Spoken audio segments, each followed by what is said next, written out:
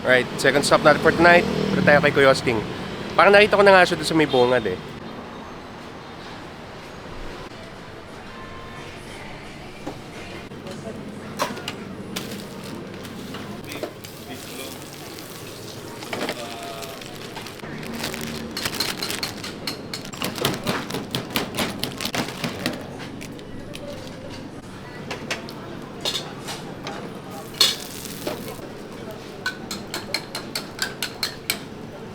Nandito na yung spread, tapos very simple lang eh.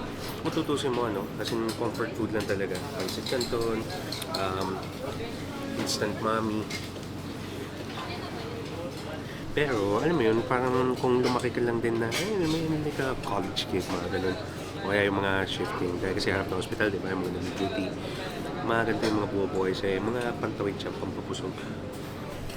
Talagang sobrang comforting ba. Unahin naman natin ang pancit canton. So,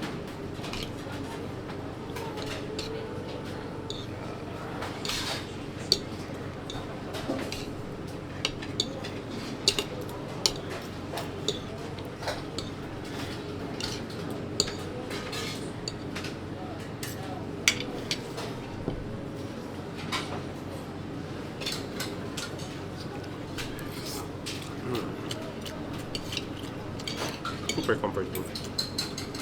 I mean, feeling na pagkatapos mo mag-exam, ganun, kakain ka ng, hindi, mag-aaral ka para sa exam, tapos napuyad ka, wala kang tulog, tapos gusto mo ng panlaman dyan, pancit canton. So, one time beef patty.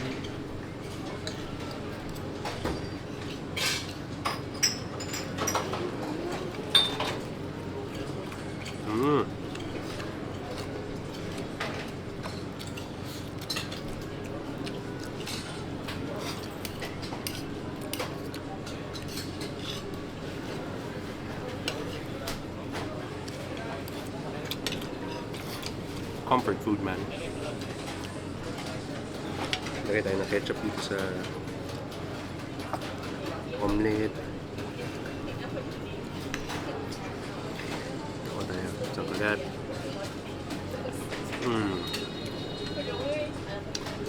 Alam mo yung tipong first time na makakuha ng electric stove, tapos nung ka nagluto sa ano to, sa dorm nyo, parang ganun yung feeling na.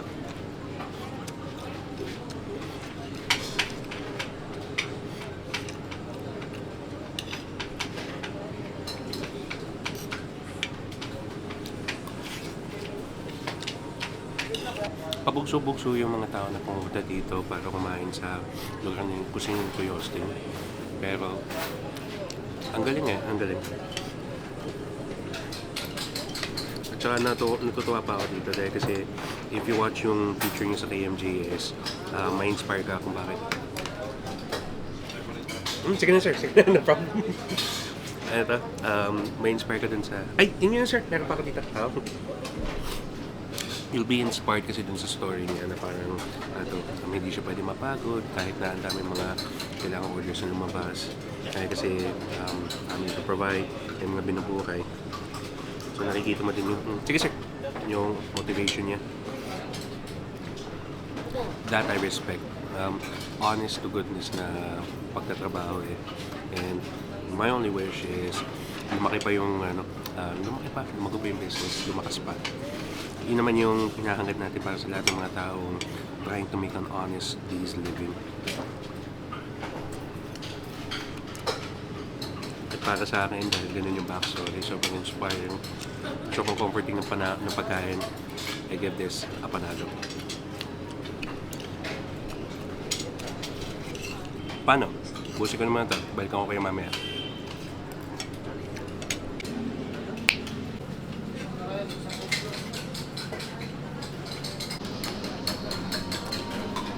Sobrang inspiring. I kinda needed that.